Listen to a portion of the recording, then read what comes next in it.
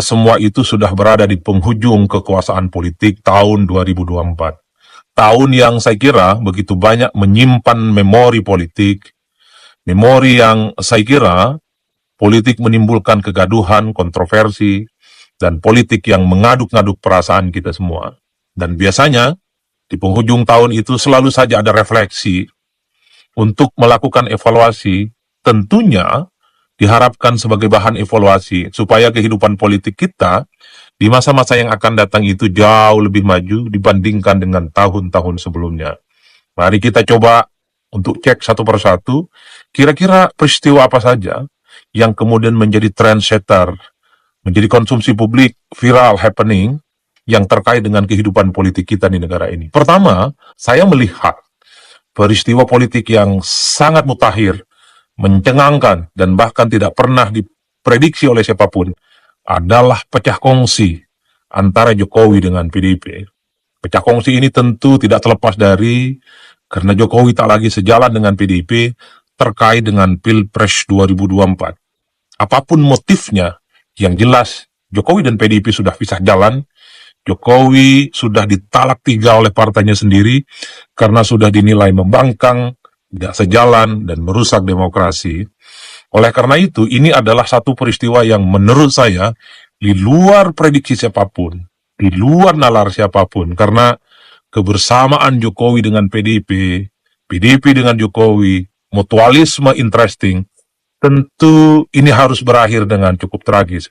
Suka tidak suka, Jokowi jadi gubernur, kemudian jadi wali kota, termasuk jadi presiden, itu tidak terlepas dari peran-peran yang selama ini diperjuangkan oleh PDIP.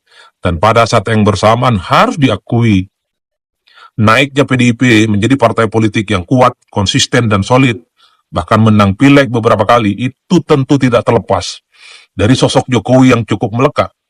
Karena apapun judulnya, kalau kita membaca angka-angka survei, salah satu unsur kenapa orang memilih PDIP itu karena faktor Jokowi. Jadi kawin silang kepentingan, kekuatan politik antara PDIP dengan Jokowi, at the end of the day, itu harus berakhir. Gara-gara perseteruan politik antara Jokowi dengan PDIP. Apakah karena PDIP mungkin menganggap Jokowi tak lagi sejalan, dinilai berkhianat, ataupun mungkin karena Jokowi tidak mau terus-menerus disebut dengan petugas partai, itu hal teknis tentu saja. Tapi bagi saya, peristiwa yang sangat mencengangkan sepanjang tahun 2024 itu adalah ketika pada akhirnya PDIP memecat secara resmi Jokowi dan keluarga besarnya. 23 tahun kebersamaan antara Jokowi dan PDIP ini berakhir nyaris tanpa bekas. Yang kedua, tentu adalah kongsi politik, koalisi politik yang terjadi antara Jokowi dengan Prabowo Subianto. Mungkin ini juga adalah peristiwa politik yang di luar nalar kita. Bisa dibayangkan, Prabowo Subianto yang menjadi rival Jokowi sepanjang 10 tahun lamanya, itu kemudian menjadi satu seteru politik yang mengantarkan duet ini memenangkan Prabowo menjadi Presiden Republik Indonesia yang ke-8. Tentu, persekutuan ini tidak terlepas dari karena adanya anak Jokowi, Gibran Rakabuming Raka, yang didapuk sebagai calon wakil Prabowo dalam berkontestasi dalam Pilpres 2024. Inilah yang saya selalu sebutkan. Maknai politik itu biasa-biasa saja. Hari ini teman, besok bisa menjadi lawan. Hari ini lawan, besok menjadi teman. Apa yang terjadi pada koalisi Jokowi dan Prabowo Subianto, ini kan mengesankan bahwa tak ada permusuhan yang abadi. Yang abadi itu adalah kepentingan itu sendiri. Titik temu kepentingan Jokowi karena mengusung Gibran sebagai calon wakil presiden, dan tentu saja keinginan Prabowo ingin menjadi presiden, jadilah satu kepentingan dalam satu kongsi politik. Mungkin ini tidak ada rumusnya dimanapun, di mana antar penantang, antar petarung yang sepanjang 10 tahun lamanya saling bersaing, saling bersitegang, harus berkompromi secara konsisten. Berkongsi dalam satu kolam koalisi, memenangkan pemilu, dan yang paling penting, ini mungkin pertama kali dalam sejarah, di mana orang-orang yang selama ini bersaing harus seiring, sejalan karena iman politiknya sama. Apa yang kemudian bisa menjelaskan itu semua? Di Indonesia, dalam sistem presidensialisme multipartai ekstrim, partai-partai kita kan cukup banyak, tak ada itu pertarungan secara ideologis, tak ada pertarungan itu yang sifatnya programatis, tak ada pertarungan yang didasarkan atas visi dan misi. Yang ada itu adalah bertemunya kepentingan-kepentingan bersama. Inilah yang menurut saya kongsi politik antara Jokowi dengan Prabowo Subianto dengan Jokowi, kepentingannya bersama, adalah peristiwa politik yang sangat mutakhir. Karena sekali lagi, nyaris kita tidak pernah menemukan rumus-rumus politik dimanapun, orang yang pernah berseteru, orang yang saling bersetegang, bersaing satu sama yang lain, akhirnya harus berada dalam satu kolam kepentingan politik yang sama. Oleh karena itu, itulah yang saya sebutkan. Pasti ada syai'un-syai'un, politik kita cair, sampai kapanpun politik kita itu tidak bisa dilihat sebagai hitam dan putih. Politik kita itu bukan perang agama, politik kita itu bukan perang identitas. Yang ada di politik kita itu adalah bagaimana kepentingan itu bisa disinergikan dan ada titik temu. Yang ketiga, tentu saja, peristiwa politik yang sangat mutakhir adalah terpilihnya Prabowo Subianto sebagai Presiden Republik Indonesia. Kalau mau jujur, Prabowo ini adalah success story, sosok yang tidak pernah lelah memperjuangkan keinginannya untuk jadi presiden. Jadi jangan lihat Prabowo tahun 2024 jadi presiden. Tapi mari kita lihat Prabowo Subianto merawat mimpinya jadi presiden itu sejak 2004. Saat itu Prabowo Subianto masih Golkar, ikut konvensi Partai Golkar. Tentu harapannya menang di konvensi dan diusung oleh Golkar sebagai salah satu kontestan di 2004. Tapi nyatanya Prabowo Subianto kalah konvensi. Saat itu kalau tidak salah yang menang konvensi yang diusung maju adalah Wiranto. Tak patah arang, sekalipun kalah konvensi di Golkar, Prabowo Subianto tahun 2008 mendirikan partai namanya Partai Gerindra. Partai yang kemudian dijadikan sebagai instrumen untuk bagaimana Prabowo Subianto terus merawat mimpinya jadi presiden. Partai inilah yang kemudian dijadikan kendaraan bagi Prabowo di 2009. Maju sebagai calon wakil presiden berdampingan dengan Megawati Soekarno Putri, Ketua Umum PDIP. Duet antara Megawati dengan Prabowo Subianto di 2009 tentu kalah kalau kita melihat sejarahnya. Kalah dengan SBY saat itu ya cukup fenomenal dan cukup kuat. Tapi Prabowo tidak patah arang. Sekalipun kalah konvensi Golkar, Pilpres maju 2009 itu kalah. Prabowo Subianto di pemilu selanjutnya 2014 maju berkompetisi di Pilpres melawan Joko Widodo yang cukup fenomenal.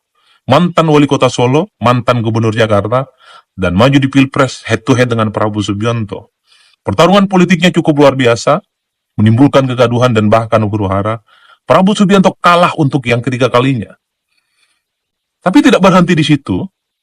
Dalam pemilu 2019, Prabowo Subianto tanding ulang dengan Jokowi. Prabowo pada level kepercayaan tinggi di atas rata-rata menantang kembali Jokowi yang saat itu adalah petahana. Kompetisinya cukup luar biasa. Banyak sekali isu-isu yang kemudian menimbulkan huru-hara dan kegaduhan, terutama isu-isu yang terkait dengan isu agama. Saat itu muncul cebong dan kampret 2019. Saat itu juga sangat gampang kita menyaksikan orang mengkafir-kafirkan orang lain hanya karena beda pilihan politik. Kalau tidak salah, benak kita masih merekam. Jokowi yang berpasangan dengan Kiai Ma'ruf Amin saat itu dituduh sebagai calon yang dinilai tidak ramah dengan umat Islam, berjarak dengan kelompok Islam. Sementara Prabowo Subianto yang maju saat itu dikonotasikan dekat dengan kelompok-kelompok Islam. Ini adalah isu yang saya kira cukup fenomenal sepanjang pemilu 2019 di mana Prabowo head to head ulang dengan Jokowi. Kalah yang kesekian kalinya Prabowo Subianto dari Jokowi. Tapi sekali lagi, kekalahan politik yang kesekian kalinya tidak membuat Prabowo Subianto itu patah arang. Di 2024 ada momen di mana Prabowo itu menang jadi presiden. Tentu ini tidak terlepas dari kongsi politik, persekutuan politik, koalisi politik yang dilakukan Prabowo Subianto dengan Jokowi. Pasca kekalahannya 2019, Prabowo Subianto menjadi bagian dari menjadi bagian dari Jokowi.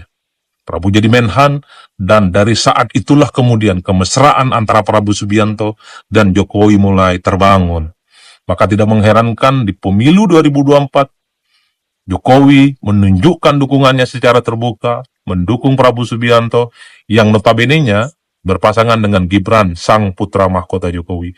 Ini peristiwa politik yang saya kira cukup luar biasa. Prabowo Subianto kurang lebih sekitar 20 tahun lamanya merawat mimpinya ingin menjadi presiden dari Republik ini.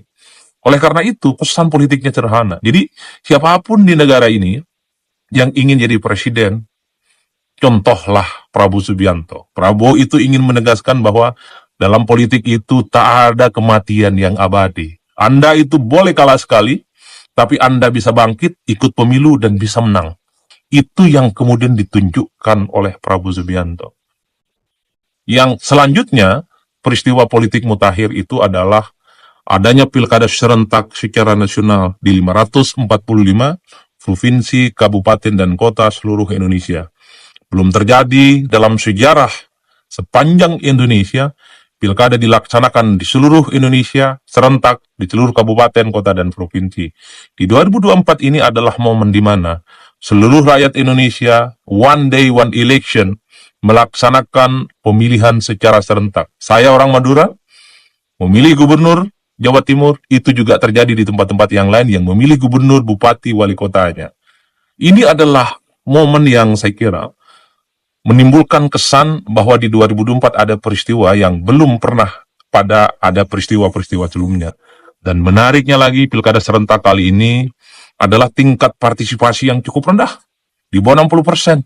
Ini tentu menjadi evaluasi, karena salah satu kunci dalam politik seperti pilkada adalah soal bagaimana legitimasi yang diberikan oleh rakyat yang datang ke TPS. Bisa kita bayangkan, kalau yang datang ke TPS rata-rata di semua tempat itu di bawah 60%, itu artinya legitimasi politik dalam pilkada itu rendah. Meski sah ya secara politik. Tapi soal dukungan, soal engagement, soal orang datang ke TPS itu rendah, itu menjadi problem tersendiri bagi demokrasi.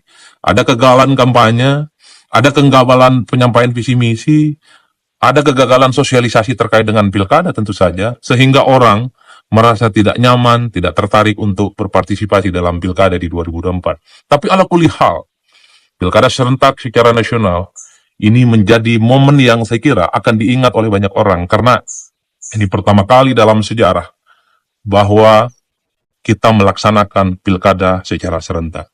Dan tentu saja yang terakhir adalah tersangkahnya Hasto Kristianto, Sekjen PDIP, orang penting di partai, nomor 2 di PDIP, menjadi tersangka dalam kasus suap yang melibatkan Harun Masihu yang sampai hari ini aura kasusnya itu terus dijadikan sebagai perbincangan. Campur aduk apakah ini kepentingan politik, campur aduk apakah ini karena ada kriminalisasi, dengan persoalan-persoalan hukum murni terus menjadi konsumsi publik yang tidak berkesudahan.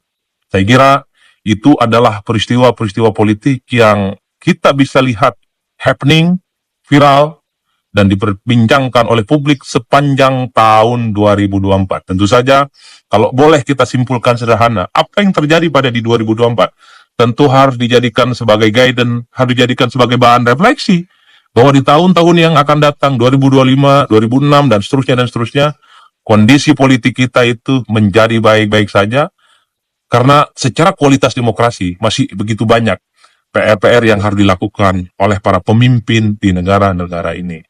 Oleh karena itu, semoga di tahun depan kita menghadapi dan akan memasuki tahun-tahun politik yang semakin kondusif, semakin teduh, dan harapannya semoga pembangunan hukum, politik, dan ekonomi kita itu semakin solid dan konsolidatif, tentu, supaya kita itu mampu menata tahapan-tahapan politik menjadi Indonesia yang katanya akan menjadi Indonesia emas. Yang benar dari Allah, yang salah dari setan, dan saya tidak berbuat apa-apa. Salam politik syai'un syai'un. Salam Adi Prayitno. Wassalamualaikum warahmatullahi wabarakatuh.